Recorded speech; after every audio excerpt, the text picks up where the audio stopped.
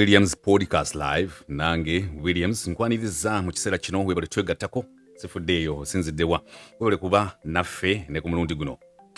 Omwogezi wa poliisi nga yamyuka omwogezi w'oku ntikko ayogerera poliisi Kampala n'emiriraano olw'okwesigire mpulidde ne mpuliriza eddoboozi lye ng'agamba batuukiruddwa bo nga poliisi omukyala Aisha Namusoke ng'ono mukyala wa Patrick Mulwana ye Alien Skin mu sayidi eno y'okukola emirimu naddala mu creative and performing arts betuukira ddala ku ndongo.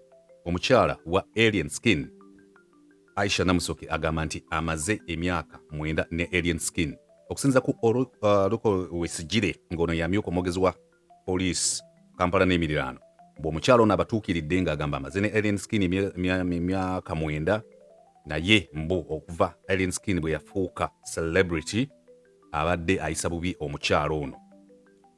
Agoberera Williams Podcast Live omukyala ono agamba mbu wabaddewo nnyo obutabanguko mu maka mbu nga Alien Skin amutulugunya amukuba amuyisa bubi tamuwa buyambi mbu n'omulundi ogwasembyeyo omukyala ono watuukidde okwogera bino Aisha Namusoke mbu ng'anyiga biwundu nga yakatoolokoka mukko oluvannyuma lw'okuba mbu Alien Skin yamusizza bubi yamukubye mbu olw'omukyala ono okujja abaana ewa jjajjaabwe. Awuliriza Williams Podcast nange Williams. Big stories like this one takes serious journalists and commentators and analysts. Bwe ndabye nga story eno eri ku level eno mbadde nyina okunoonya Alien Skin. Unfortunately, in this episode, I'm not going to play any voices, sound bites from the deputy spokesperson for the police around Kampala and the neighboring areas, and I will not play any bites by the woman or wife of Patrick Mulwana, that is Aisha Namusoke. I will not again play you a phone call we had with Alien Skin. Bijja kujja ku a later stage. Awuliriza Williams Podcast atugoberera Alien Skin mufunye ku simu ne twogera ng'ebadde yakyama nga si yakujja wano. Ne mugamba we have a big story. You're a big artist in Uganda, but allegations are at play, claiming that you have abused human rights, abused your wife, neglected your children, you have assaulted, you have done etc. Alien Skin bino byantegeezezza gwagoberera Williams Podcast Live. Angambye kituufu nga bw'ogambye kuba mugambye muganda wange mbadde nkunoonya njagala tteekeyo ku story eno era Alien Skin ku kiri kye twogedde ekyekyama singa kibadde kirina kujja wano nandibadde nkuzannyidde eddoboozi olw'okwesigire ne nkuzannyira leero Aisha Namusoke naye kati ngenda kuwa bigambo olw'ensonga nti bano boogedde Alien Skin ate kiki ekyali kyakyama kuba tulina okujja ku TikTok live ne YouTube live story eno okutegeera sayidi ye awo tusobola okugattamu bino byonna naye kankunyumize ye tubadde ne Alien Skin ku simu mugambye muganda wange njagala kutegeera sayidi yo ku story egenda mu maaso eriko ebigambibwa nti gwe obadde otyoboola eddembe ly'abaana nga tubawa buyambi bwe wazaala n'omukyala oyo era nga n'omukyala omukuba abazungu bakikwata ne bakigamba obutabanguko mu maka mu luzungu ne tukifuula domestic violence. Teekeyo eri kinagamba muganda wange story eyo nnene nangamba naye tulina n'okutegeera baani abali emabega wa story eyo. Nantegeeza ebirala ebinnyumidde ebikola amawulire amangi nangamba nti olaba wabaawo n'abasobola okusindika omuntu agambe nti ali lubuto olwange Patrick Mulwana aka Alien Skin nti bw'atuuka ekiseera n'agamba olubuto olwo luvuddemu bibadde biva kwa Alien Skin. Alien Skin antegeezezza nti story eyo gwe bw'oba okyagitunulira nga story ey'okusaagirira obadde okimanyi nti nze ne maama wange baamutwalako mulamba ne mugamba omulamba baamugula nti ne bamugula batya nti batwala mulamba nga bamutumye muntu ng'omuntu agambye ngula maama wa Alien Skin nebula bingi nnyo. So that's how big and complex this story is. Njagala kusooka kuwa preamble about this story wano ku Williams Podcast, then nkuwe ebitambula bwe bityo around artists across the globe. Kankuddiremu Aisha Namusoke alabiddwako ne clips nga bwe muzirabye nga story bwe badde tambulira ng'agamba Alien Skin abadde amutulugunya, tamuwa buyambi, amuyisa bubi, n'abaana tabalabirira, amukuba n'ebirala.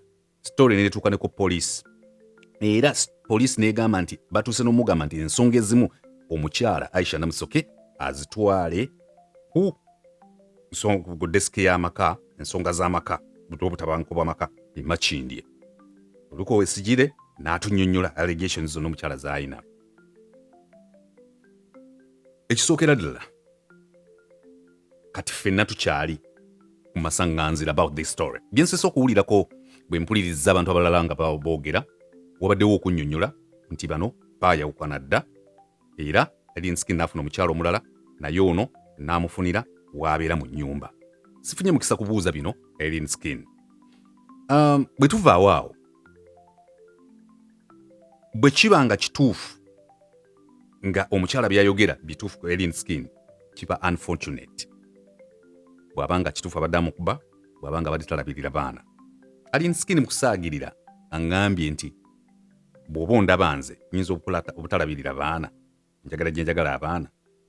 Alien Skin nga bw'anyumira okusaaga ate n'ayongerako ekibadde endowooza eky'okusaaga obusaazi nti ye yanzaalamu n'abaana ate ne mbasigaza, ye yalina n'okunsasulayo. Ne mmanya nti kakati awo abadde ampa ekintu ekirimu amazima nti yalina abaana ate n'ekyokumpaayo ku nseko nti oli ye yaba amusasula. Kubanga ate nawulidde olukwesijire ng'agamba nti Alien Skin omukyala agamba yamukuba olw'okujja abaana ku jjajjaabwe. Awuliza Williams podcast. Bwe kiba nga kituufu nga Alien Skin abadde akuba omukyala nga tawa baana buyambi, kibi nnyo, kiri unfortunate. Another thing we have to interrogate is, are these people still in love? Oba bakuza baana baabwe? Ekyo nakyo kikulu. Bamaze emyaka 9 ono omukyala babadde bamukuba n'okumuyisa batyo for the last 9 years, oba tutwale kiringa bwagambye nti Alien Skin bwe yafuuka celebrity. It means tuba tuwogera ku 2022 katwogere 23 24 okutuuka olunaku lwa leero. Omukyala oyo afunyengayo ku mukisa ogenda okwekubira enduulu. Omukyala ono asobola otubuulirayo oba oliawo maaso bwe tunabatandisa okunoonyera ebisingakaawo di Alien Skin bwe yali amulabirira n'okulabirira abaana. Twagala okwongera okubuuza, abaana bano bo basoma, abaana bano balya, abaana bano bali luddawa, omukyala ono yabeerawa? Ebyo bikyali awo. Katudde ku general picture of celebrities and how they face challenges with domestic violence and human rights abuse. Normally, as a music artist, by'olina okwewala bye bino. As a music artist, as a celebrity in quotes, as any person, people person, famous, popular, legendary, etc., icon, diva, ebikwatagana in that. Might be a athlete, playing football, games and sports, etc. You might be a journalist or a media personality. You might be any person who does creative and performing arts. Ebiseera ebisinga ebintu ebisinga otulumba biba around domestic violence. Alien Skin aŋŋambye nti ye ebimu ku bisoomooza byafunye bwe mbanze nkyali ku kya story eno nti waliwo omuntu mbu gwe bateekawo n'agamba mbu ali lubuto olwa Alien Skin. Ne bitambula mbu y'omu omuntu oyo ye gwe abadde agamba gwe atampadde erinnya n'agamba olubuto luvuddemu. Awuliza Williams podcast live. Alien Skin n'antegeeza nti ye ku byayitamu ebirala maama we yawa gulwako mulamba ne bamugula ne bamutwala mu bufunze. He's going through a lot. Let me get back to how domestic violence challenges celebrities who practice music as an art. In Uganda tubadde n'abantu bangi nnyo abalabikira ku mawulire. Talabirira mwana. Ebintu ebyo bisomoozezza nnyo ba artist. Ebiseera ebisinga tulaba wana wasembayo. Tulina ba artist bangi nnyo abasanze that. Gye baba batandikira tuba tetwaliyo. Ono we yali ayambira ku baana tuba tetufunye mukisa kutegeera nti wana abadde abayamba. lwalemereddwa na butya bwalemereddwa lwakyalemereddwa ddi lwalemereddwa bwe tubitegeera mu mawulire. Kati olw'okuba onaabeera muntu w'alinnya story eyo eba enyuma nnyo nga bw'olaba nti nze ngenza okuzuukuka wano ewaffe mu DMV Washington DC and Washington DC, Virginia, Maryland nga story ekutta omuliro ng'owa bulijjo asobola okugamba alien skin nga mubi nnyo oba alien skin nga bamuwaayiriza. Bw'oba ogoberedde ebbanga ddene ng'ogoberera creative and performing arts and how music artists have been, especially male artists have been affected by domestic violence and human rights abuse, story togiraba like that, otandika okibala nti kino kisobola okuba alien skin ekigo. Lwaki? Kinvolvinga obulagajjavu ku baana, kinvolvinga okutyobola eddembe ly'omukyala, kinvolvinga domestic violence. What does that call for? It calls for rejection and denial for visas to certain countries. Ensi ezimu nga bolaba Julius Malema, a political person on the opposition in South Africa, has been denied twice a visa to the United Kingdom nga bo bagamba abadde awagira ba Hamas, awagira okutyobola eddembe ly'obuntu n'ebirala. So it means if you're on your record Interpol searches and you have records of domestic violence, human rights abuse and women assault or beating up or etc. Alien skin kiba kimutadde mu kattu. Many people are going through the same. At some point, Robert Nesta Marley, the Bob Marley of Jamaica, had issues with Rita Marley. And the politicians, that is Michael Manley and Edward Seeger, who was on the opposition, who wanted Bob Marley to be on either side, to use him as a tool to pull multitudes behind either Michael Manley, who was the prime minister, or Edward Seeger on the opposition. Instead, one of the two went behind and motivated Rita Marley to augment, to exaggerate the issues they had domestically. Rita Marley went on radio and was like, me, Rita Marley, I have issues and that guy is so aggressive, he beats me up and da. And the news went like, Bob Marley akuba Rita Marley. Ekyo singa tebakirabuukirira mangu nnyo seddera boko ganti mukamwana ne bwe muba muyina obutakkaanya ddayo eno kyali kigenda kuba Bob Marley kimutte ate nga ye Rita yali tategedde nti kino kigenda kuba si Bob Marley yekka ne ba Novo Marley be mulaba olwaleero. No, si Novo Marley, mwana yani oyo mutabani wa Bob Marley. Novo Marley is tata wa Bob Marley. Naye waliwo n'omwana omupya mwabagoberera endongo. Bonna be mulaba olwayo temwandibalabye kubanga tebandisomye, tebandifumye good life singa basiba ebiseera ebyo ne basiba Bob Marley. Ziggy Marley gwe badde ntegeeza. So let us go back to people popularly bonna bemumanyi. Stories ezitambula in the United States of America up to right now. Robert Sylvester Kelly, R. Kelly, you saw, and still now I take time to watch that documentary which is on Netflix. It shows surviving R. Kelly. Different ladies and women, including ex-girlfriends, ex-wives, giving testimonies about how Robert Sylvester Kelly, that is R. Kelly, abused them, assaulted them, how he abused them sexually. They had relationships. How they ended, how they started, we all don't know. But these ladies are here to say that, yes, R. Kelly abused me sexually. Waliwo n'omukyala gwe nalaba nga yali mukyala we nga naye agamba nange ebbanga lye namala naye mu bufumbo ya abusinga sexually. Kati R. Kelly kyayitamu olunaku lwaleero, of course kitta bingi, kitta the entire family, kitta the entire brand, the entire business, etc. Ekisinga okuluma mu ekyo nti bano abakidrivinga basobola okidrivingira ku level yaabwe.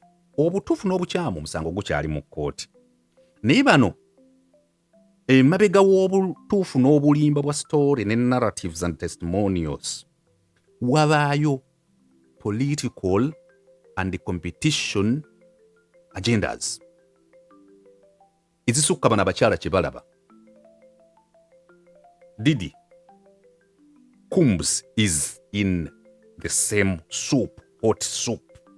Era abakyala bangi bavaayo bakugamba nze nange nankozesa, abalenzi ne bavaayo nange yankozesa, nange omulenzi yankozesa, nange ng'omukazi yankozesa, nange ogwa Didi nabwo gugenda mu maaso.